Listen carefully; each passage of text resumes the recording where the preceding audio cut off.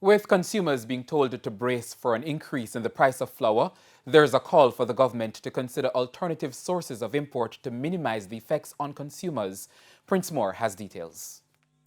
It's reported that there could be an increase in the price of flour as early as this week. Jamaica Flour Mills says this is due to an increase in the price of wheat and grain. Development economist Chris Stokes says the increase will have a cascading effect throughout the economy.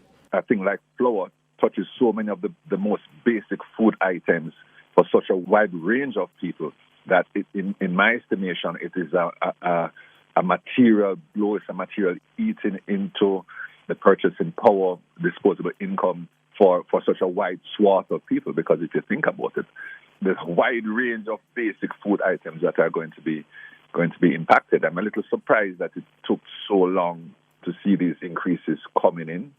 But I believe that with the restrictions around the pandemic, that these things are inevitable, and we're going to have the imported inflation, imported price increases based on that. Mr. Stokes says he's expecting more increases in the price of goods over the next few months. It's not good news, especially when we don't have wage increases based on productivity.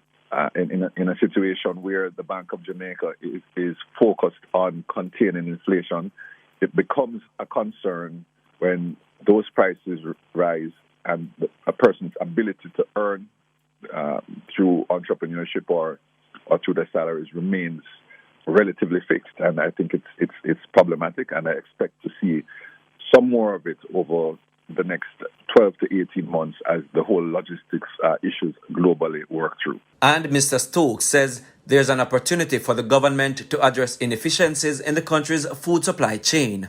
Looking back at the supply chain and inefficiencies in that supply chain is important.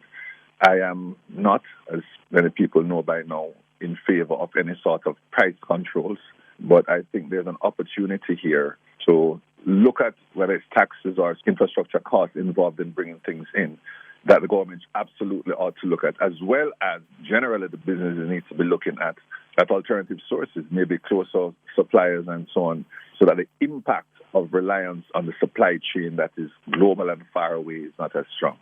Prince Moore, TVJ News.